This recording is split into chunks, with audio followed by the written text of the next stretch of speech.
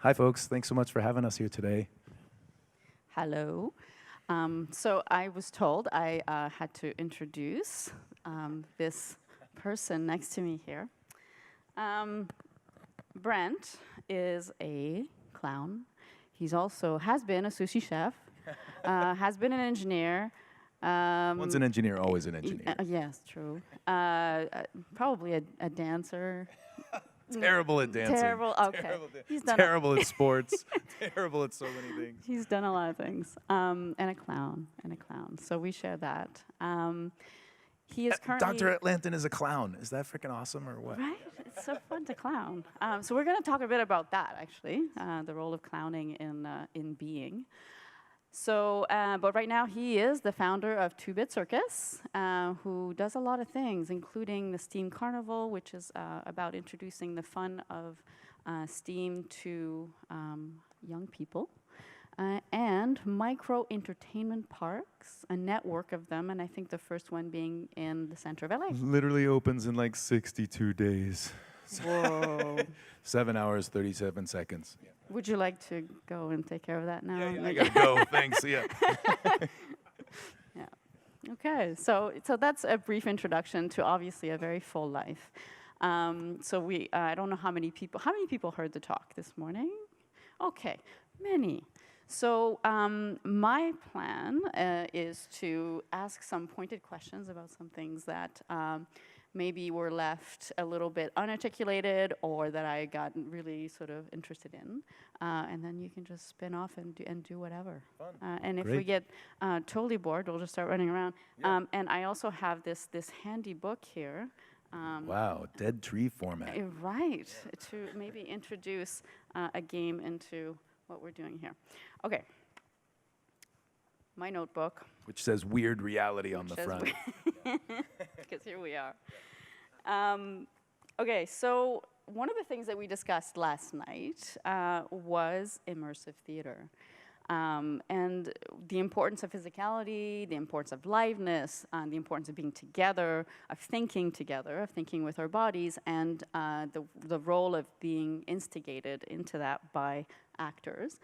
And then you told me about this performative charity piece. Yeah. So well, you know, how many have done an immersive theater piece? Has anybody done that? Wow. Okay, you guys. Literally, if you live in Vancouver, it happens here, and there's only a few places in the world where you can do immersive theater, and Vancouver's one of them. And you know, the thing that's so exciting about immersive theater right now is nobody knows what it is. Everybody's just trying to figure it out. And the one that gets all the airplay is Sleep No More in New York, where the conceit is you're visiting a hotel. So you bought a ticket and you go to this hotel and you're in the lobby and you have a drink, and then they grab groups of 10 and they put you in a freight elevator and they give you a mask and they say, no talking, no cell phones, enjoy your stay. And you just get to wander around this 100,000 square foot themed environment, and you can, you know, and everybody's got masks on, and so you just are like wandering around you can go left, you can go right. There's you know, whole rooms of taxidermy and weird apothecaries, and every now and again you see somebody without a mask, and you can choose to follow them or not. And if you do, they, you know, end up landing somewhere, and there's some, you know, piece of theater that is performed, and before long you realize what you're watching is actually Macbeth. But you're not watching it, you're in it, right? You're in the middle of their world, and you can revisit this thing multiple times over and over and over again. So Sleep No More is kind of the big kahuna in the immersive theater space, but there's lots and lots of other theater pieces. And where that one is a 100,000 square foot warehouse, I've done immersive theater where I'm literally the audience of one in a running restaurant, and we're at a table, and it's me and the two actors on the other side of the table, and we're having a theater experience, and everybody else is like there for a birthday party, and somebody's going away party, and whatever. But, you know, there we are, you know, in a theater piece. So the one that Maria's mentioning, I had bought a ticket to go volunteer at a food bank. So I get to this church and I walk up to the table and I'm like, wow, you know, really excited about this. Who wrote the piece? She looks up at me. She's like, what piece? What do you mean? Thanks for volunteering. And I was like, got it, okay. And so we'll go inside, me and 80 other people, and we're all sitting and we're making sandwiches for homelessness and packing sack lunches and decorating the bags. And over the course of them bringing out the materials and whatnot, the people who've organized the event are telling us all about homelessness, and there's this whole arc of a story, and it's beautiful the way that they're presenting all the information. And everybody, we're sitting there, we're making sandwiches the whole time, and only at the very end do they finally break character, take a bow, and sort of admit that this was a theater performance. But literally, the bags, the sack lunches we just made were all there, and they just got carted off to a homeless shelter, and we all literally knew real information about the state of homelessness in Los Angeles, and went away having had an entertainment experience. And so the thing that was so magical and amazing about this was here we had actively, as a part of being in an entertainment experience, had been taking some tiny little bite, forgive the pun, out of homelessness, but also being able to learn about it, to become evangelists and go and do it. They had basically hacked my entertainment experience, right? And that was really freaking powerful. And so the thing that is for me so exciting about this space is that nobody really knows what it is, and so the doors are sort of blown open on what's possible. I mean, there's another piece in downtown LA that was literally done in limousines all over downtown. The backdrop of downtown was the set. You were in one limousine for a little while, and then you were in a warehouse for a little while, and you were back in a limousine. And the part that was so powerful about that is they'd introduced basically a new role in an entertainment piece. There was the actors, there was us as the paying participants, but at various moments we were given cameras and asked to capture what was going on. And everything that we were capturing on those cameras was getting real-time streamed to a center camp in a parking lot in downtown, and anybody who wanted to could come and go to the center camp for free. And so as a paying ticket holder, you got to kind of help you had this new role in the piece, which was making sure that the content that was for the center camp was good stuff, and it's kind of properly represented this opera, and so there's 3 or 4 examples, all of which are completely different from each other, and the fellowship one, the play for homelessness was really for me is the high watermark right now on what interactive entertainment is capable of, right? It's an entertainment medium as well as an opportunity for transformation. Exactly, and that thing about hacking the mind or giving people permission to do something different or that they wouldn't normally do, and also that element of randomness that you were talking about before in your talk, right? It's like, how do you introduce randomness into your life? And I think those kinds of experiences are interesting. That one in particular is edgy because it is saying something about the performance of charity. And I think, people need to think about how much we are performing in everyday life and how much we're not aware of and that we don't even want to know about, right? So paying for the privilege to know something that you should already, the whole thing is really sort of crazy. Yeah, but if I didn't that night decide, hey, I'm going to go volunteer at a soup kitchen, right? And that was a real, I was looking for an entertainment experience and got one, but yet had also had this opportunity to really learn something meaningful. It was a really powerful, combination. I think that we have. You think about a teacher right now with a chalkboard. They are competing against multi-million-dollar budgets for great video games and great commercials and all this kind of stuff. It really does not look as exciting. And so if you're talking about volunteering and whatnot, to do that in a way that is a little more exciting and do that in a way that is a little more frankly competitive with all of the other things that could be people's a place to deposit their time, kind of a powerful new opportunity. Yeah, and the idea of being a performer aided by professional performers is also a powerful tool, right? So that leads me to my next question, which is about the role of art. So yes, A was added to STEM, and so now we have STEAM. And I still feel that STEAM is token, that people don't truly understand where the A stands and what it means to suffuse your life with creativity. And that also ties into the question that you brought up, or the comment that you brought up about we don't know what people will pay for in the future, what people will pay each other to do in the future.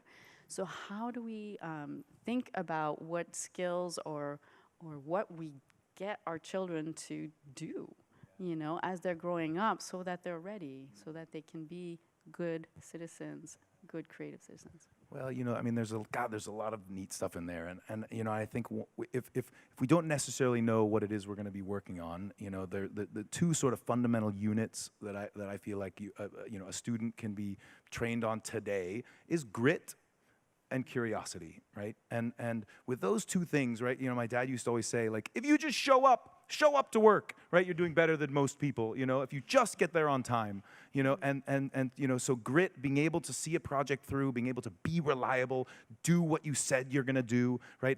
Step one. And then, being able to then, making sure that you're creative, if you've shown up and you can then, help to solve problems, you've done, active work, working, learning and filling yourself with interesting knowledge and life experience, then all of a sudden you're ready to take whatever the new things are that come after you, that come up. So I do feel like there's there's something powerful there. Talk about clowning. Talk about clowning exercise, because obviously we've all gone through so many clowning exercises. Oh, man. And so what about clowning exercises in the classroom, say, or even in the workplace? Or So one of the things I just love about clowning, and clowns get a bad rap. Actually, in Canada, clowns are sort of doing better than in America, right? And for some reason, in America, clowns have such a bad reputation. It was really Stephen King's It, and that was it, and it made everybody feel like clowns are bad. But in Europe, clowns are still really, a fundamental part of entertainment. And one of the things that's really special is clowns are a reflection, right? They're holding up a mirror for life. And it's sort of very interesting that Americans are afraid of that, right? Because we're freaking fucking up right now, as far as I'm concerned. But the clowning shares a little bit with Buddhism, and in Buddhism there's this concept of shibumi, which is to have a beginner's mind, right? When you are approaching something, no matter how expert you are looking at it for the first time, and you're never going to learn new stuff if your perspective is I already know it. Mm-hmm. And you only find newness when you are looking and open to it. Mm-hmm. And a clown, they often talk about having a soft mind, which is the same kind of idea. Like you are here like a child for the first time, looking at the world and marveling at the fact that we do stupid things, and clowns are doing the best when they can kind of echo back those stupid things so that everybody can see and be like, wow, that really is stupid, I can't believe we do that, and that's a really powerful, it's a really powerful, simple, element. But yeah, and giving each other permission to be honest. One of the exercises that I personally hate but love at the same time is an exercise called I Am the One Who, where you just get up and you start this kind of stream of consciousness. And there's something very weird that happens with that. And you can do it at work where, in a meeting, you can just riff, like you say, wow, I'm sitting here in front of all you people. You've just eaten a lot. Maybe you're like falling asleep. I'm talking about something really personal. Oh, look at that person there, curly hair. I wish I had curly hair. You can just like go on, and eventually some sort of truth about why you're all sitting here, and what we're trying to achieve kind of comes through, right? Because and here we are at a technology conference, and it's not about technology. It can't be. We've been trying to be better together for a very long time. We talk about climate change. We talk about conflicts in the world. We talk about boundaries that need to be erased, but we have no idea how to get there. And so somehow the conversation that we're supposed to be having is not actually happening, even though everybody knows that we should be having it. And so for me, clowning is about that. And so when you were talking this morning about what does the world need, honesty should be one thing, but like in your own life, what are your touchstones? What do you go back to when you're in a gap state? When you're like, oh, I just finished this project, or something shocking happened, and God, I'm just totally, I take so many notes. I've just got, the notes in my back pocket are a staging area for lists of other notes and, all sorts of dedicated, sets of notes. And so I've got all of these other things that I want to be doing, and they end up on some, long to-do list somewhere else. But I would say a regular touchstone is travel. Being able to just go out and try something new, try something different. Some standard stuff, reading, trying different things, I do just love that. I kind of am really, it's been so long since I've had that moment. It's been about, I remember having a conversation right as we were starting 2-Bit, and was with an entrepreneur who was sort of really well into his project, and he was like, wow, I'm so jealous, you can kind of do anything you want right now. Mm-hmm. And he's like, I feel so strapped to the mast of my project, it's like I'm really on a course now that I can't quite get off of really having to execute on all the things I promised, years ago, and I feel so strapped to the mast right now. I'm sort of on the other side. Right, so I'm at some point looking forward to some new touchstones. Right. Yeah. Just sometimes the gap is uncomfortable, but it's also a luxury, right? This moment of like, now what? I do have a favorite clown exercise. Oh yeah, what is it? It's the laughing one. Oh yeah. What do you think? Can we do that? Okay, everybody Totally. stand up. All right. So this is a very easy exercise. You've all done it before. But it does take a little bit of self-regulation. So this exercise is about laughing. Now, you know what a little laugh looks like, right? Sounds like, tiny little laugh. You know what a crazy laugh looks like. So let's just put those on 1 to 10. So a 1 is the smallest laugh you can possibly do. Right? And 10 is the most gnarly laugh you can do. So the hardest you've ever laughed. So let's just slowly go from 1 to 10. So what would a 2 sound like? 2 is like 3, 4, 5, 6, 7, 8,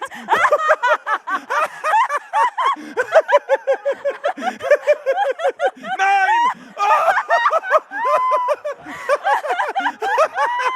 10.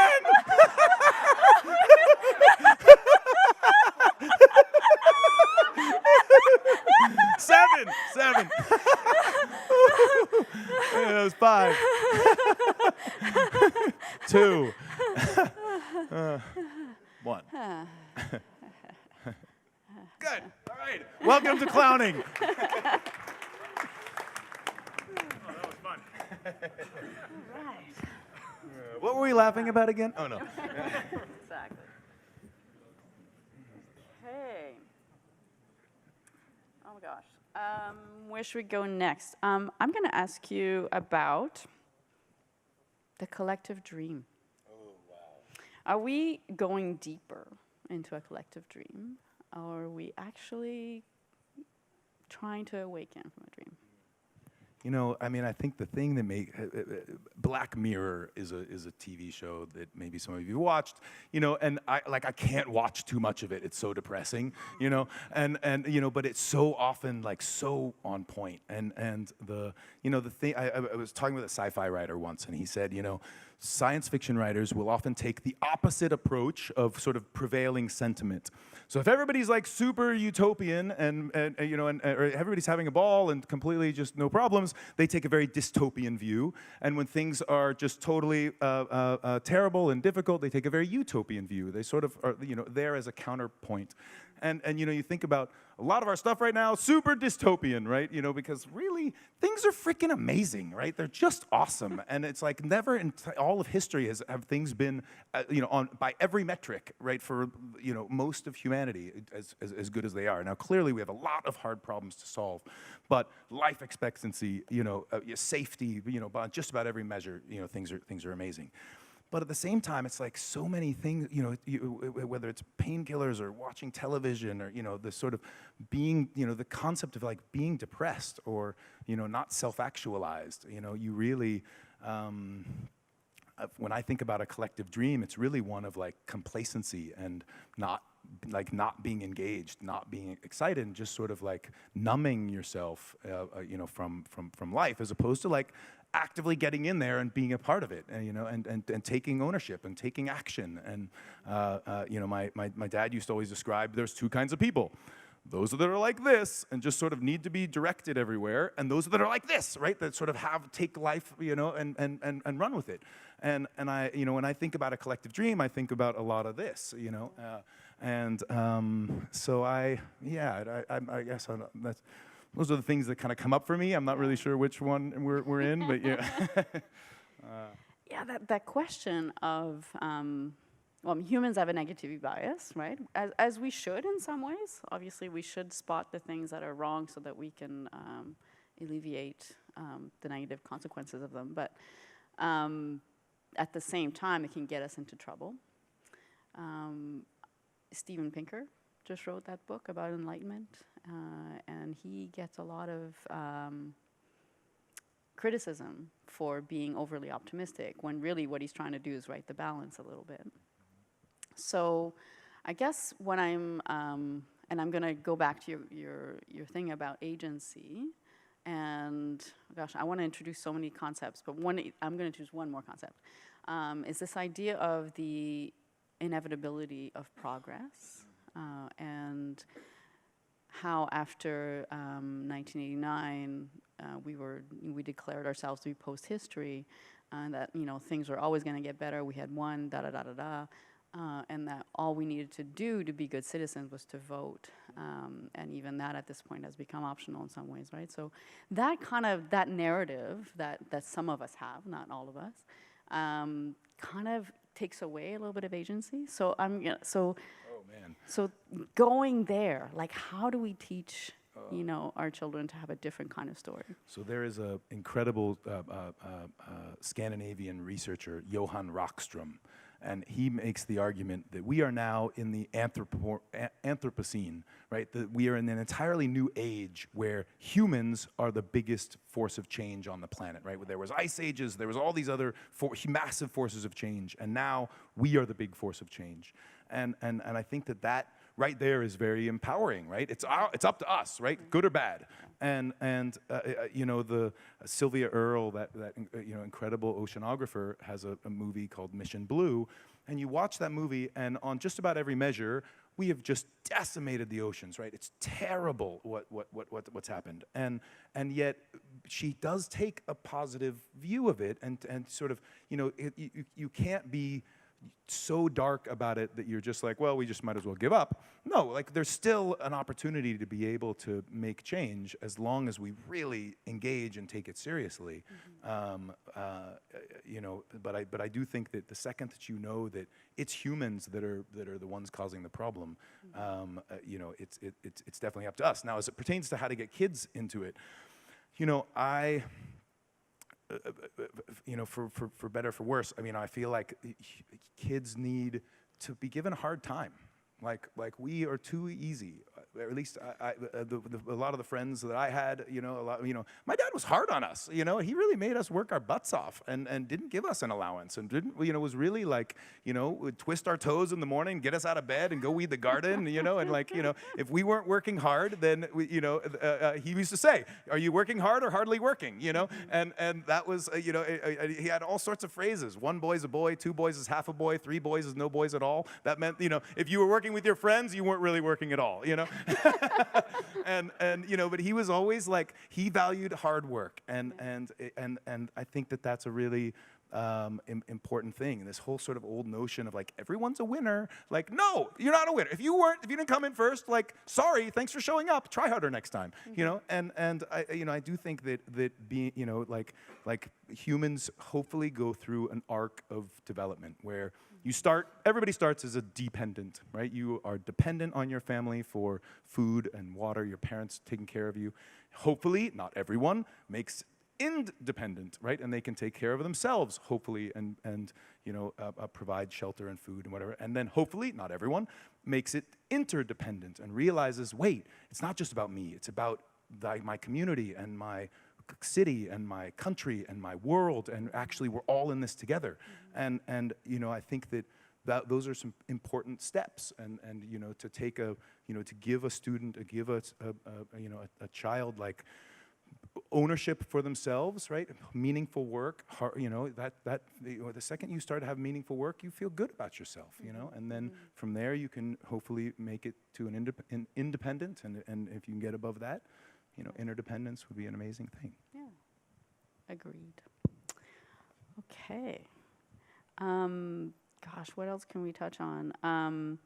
Can you talk a little bit more about the role of art in your life? Because obviously you're still doing quite a bit of engineering. So you know what was neat about, you know, I would say a lot of engineers and scientists would say that, you know, STEM, you know, those fields are very creative.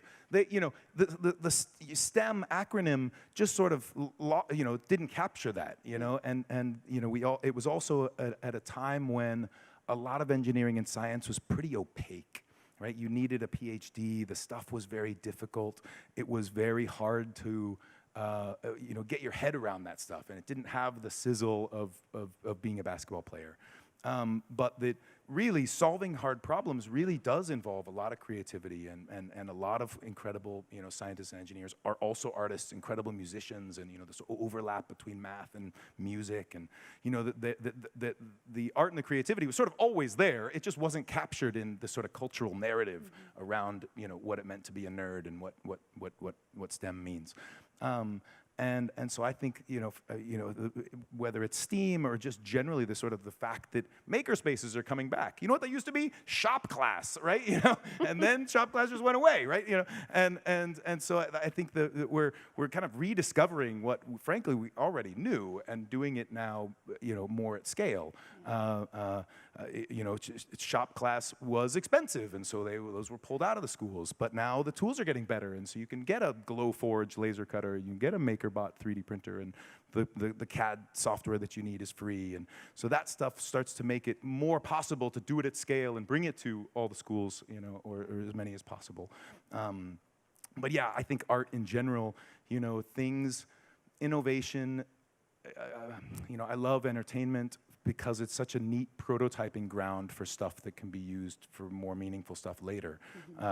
You know, if we're going to use virtual reality for something, right, when it starts, you're not going to put it right into the operating room, you know, because it's still buggy, and right, we're still figuring it out. Like, and if it fails, like, somebody died, you know. But if you just like didn't have fun in my VR game, like, okay, sorry, like, come back next time, you know. But the act of putting 50,000 people through VR at the Super Bowl ruggedizes that tool, right? Now all of a sudden VR is getting very capable and powerful, and we're starting to get to the point where you would put it in your operating room and you'd feel good about it, because this has been vetted and industrialized, and it can go into a mine, and it can go into much harder places after it's been sort of trialed in things that are sort of lesser, you know, more fault tolerant or less high risk, you know. And I do also think that in art and you know, and in play, when you don't have a very high-minded goal and you're just exploring and you're just playing, it is when you sort of have the freedom to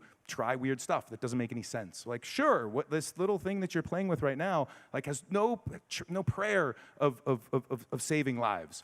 But the act of exploring it, the act of tinkering and playing around with you know, the hackers who were playing with the early Kinect, the Xbox Kinect motion tracking, and just making fun interactive art, you know, that stuff can then go later. The open source libraries that were made and all that can be used for therapy in a rehab clinic or whatever. And that is the story that I would love to hear governments say, that I would have, you know, to have teachers say, like. So often we hear, even this morning, we were hearing from the minister who was saying, you know, you can do anything, you can solve all these problems, and I was like, yes, you can, but how you get there, how you develop that mind of like space, right? To me, what you're saying, do something that may or may not be relevant right now, is a story that needs to be told more often. and this is the story that I tell my students all the time. Just do something. Yeah, don't and really don't overanalyze it. Yeah, You know, we were don't, yeah. talking right before, me and Ibo. Yeah, You know, yeah. like you know, just engaging in anything. And I just love the example of you know the guy Dan Klitzner who made the Bop It, because he literally had. I wish I had the photo. He set out to make a freaking new kind of TV remote, and the entire TV industry was like, whatever, dude, we don't care. Yeah. You know, and only after a little while did he finally realize, actually, this is a cool toy. Yeah. You know, and then Yeah. it freaking blew the doors off of the Yeah. toy industry. Yeah. You know, Yeah. but he had, you know, when he started, he just wanted a new kind of remote, Yeah. and Yeah. and you don't know ahead of time. You know, and an idea is something, but it's nothing until you really build it and test it. And Eric and I, my co-founder, we've been so floored how often the thing that we imagined in our brain, and then we finally build it, and we're like, well, that was a dumb idea. What were we thinking? You know, and or you know, we build a thing, and in fact, the debug mode is the most awesome part, Yeah. right? The actual thing is terrible, but the debug mode, oh my God, people blow their minds. You know, Yeah. and Big you glitch. just don't know until you've built it. And Yeah. and there, you know, that old saw, no battle plan survives engagement with the enemy. It doesn't mean don't have a plan or don't engage, but be ready for it to completely change and allow for that change, but definitely move in a direction, any direction. Don't overanalyze it, Yeah. but just allow The yourself. power of the glitch, right? And the power of the mind glitch. You know, when your mind just goes into a completely weird direction, and do you follow that or not, is a good one. Okay, so we're like. Are we, how much? 10 We got 10 minutes. minutes. So 10 we minutes. want to make sure we take some Yeah. audience questions Yeah, at some point. absolutely. And So but I think we should play one. we should like play one round of this Totally. dictionary game. Okay. Yes. This is a book. It's not the Bible. It's a dictionary, and it's old. It's like, you know, back when you got dictionaries as a gift, and it was like precious. So we're just gonna pick a word here, any word, and I'm gonna make a question out of it. Awesome. Okay. I've never played this game. The word is loam. Yeah. It's a paste of clay and water. Yeah. Okay.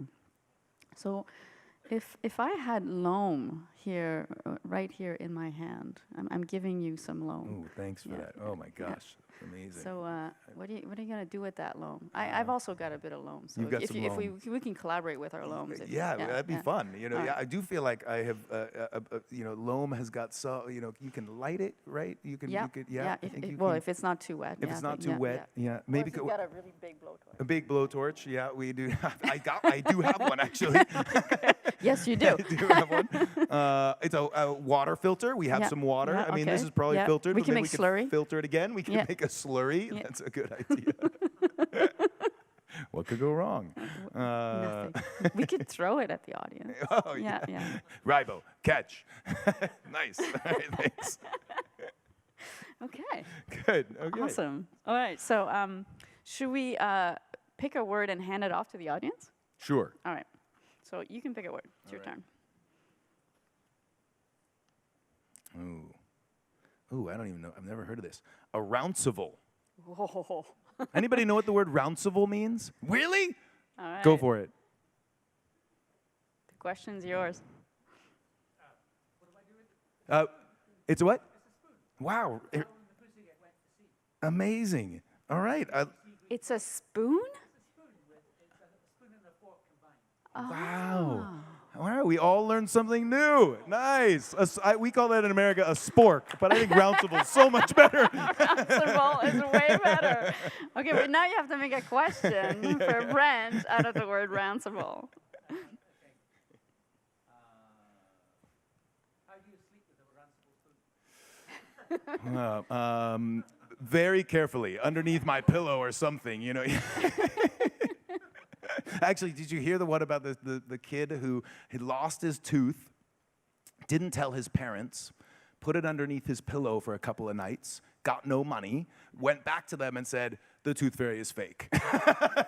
Because finally told his parents, put it under his pillow, got the money, and was like, I don't believe you guys. You know? And that kid deserves an award. Yes, good logic. That's awesome. What do you say? Questions from the audience? Yeah, more questions. Any questions? All right. So thanks for the inspiring and aspirational conversation. Taking into account the fact that failure is the negative space around success, how do we make more room for people to fail forward?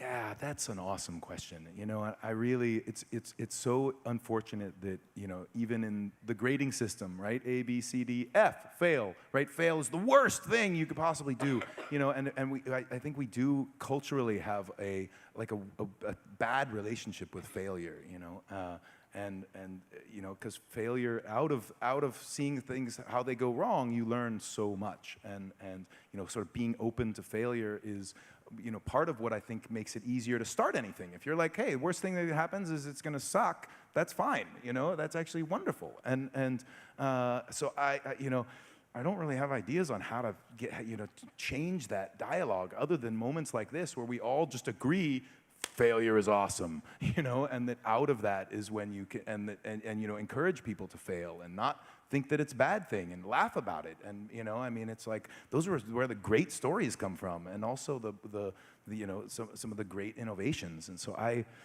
don't know, you have ideas? When I'm asked that question by my students, I often say, get in touch with what it feels like. You know, what is that failure?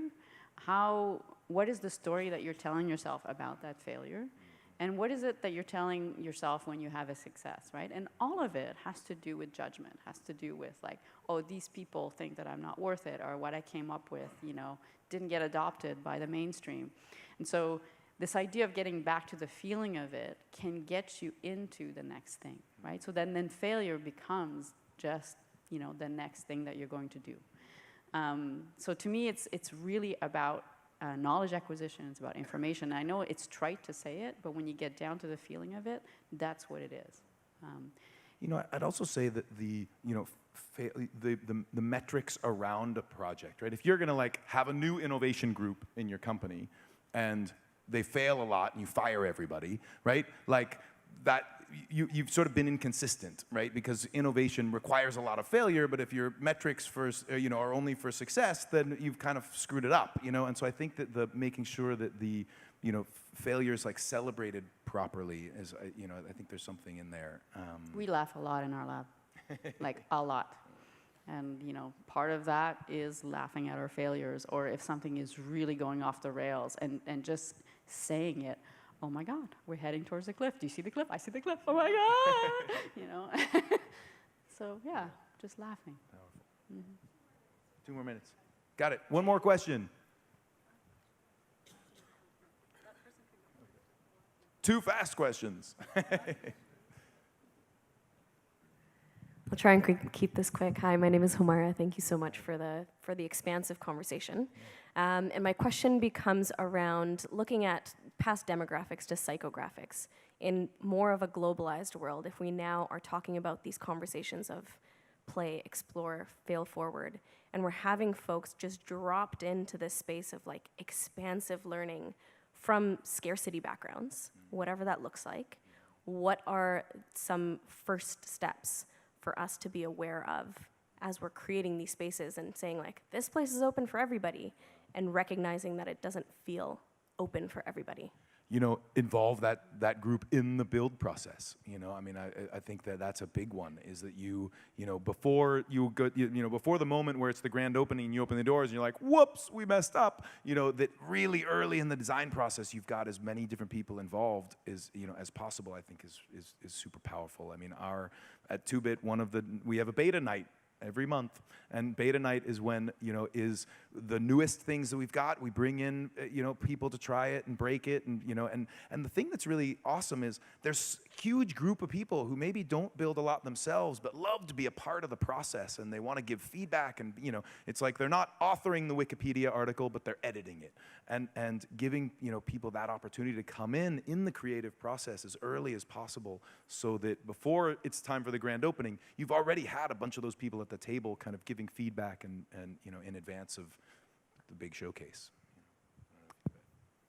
I think I'm going through that right now. This idea of like, how do you go from a place of privilege to interacting with people that just haven't had that? There's a sense of complete humility, of falling on my face all the time.